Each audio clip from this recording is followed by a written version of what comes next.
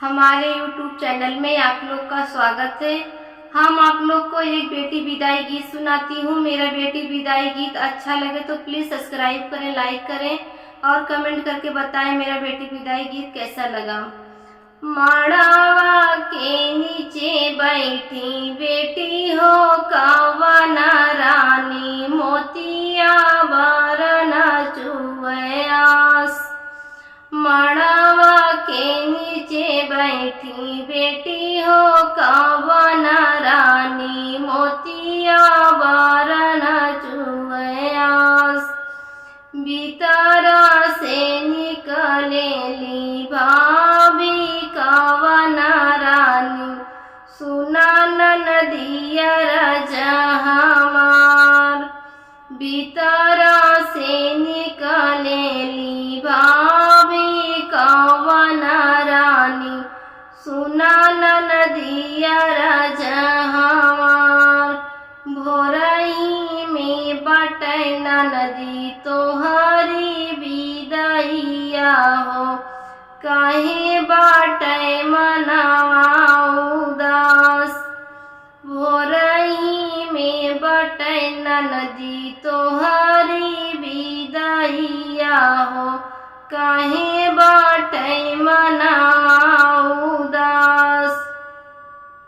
छूटी जाई है माई हो, छूटी जाई है पापा, छूटी जाई है भैया हमार। छूटी जाई है माई हो, छूटी जाई है पापा, छूटी जाई है भैया हमार। यह सोची भाभी हो मड़वा में बैठे, मोतिया बरन चुवयास। यह सोची भाभी हो मड़वा में बैठे, अरे मोतिया बरन चुवयास। छूटी जाई है चाची हो, छूटी जाई है चाचा, छूटी जाई है बहिनी हमार। छूटी जाई है चाची हो, छूटी जाई है चाचा, छूटी जाई है बहिनी हमार। यह सोची भाभी हो मड़वे में बैठे, मोतिया बरन चुवयास। यह सोची भाभी हो मड़वे में बैठे, मोतिया बरन चुवयास। छूटी जाई है गौआ हो, छूटी जाई है सखिया, छूटी जाइबू भाभी हमार। अरे छूटी जाइबू भाभी हमार।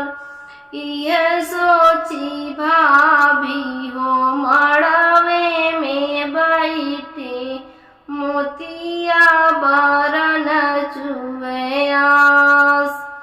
जिनरो नदी हो, जिनरो नदी हो, भैया के या भेज के या तोह के मांगऊ बयो।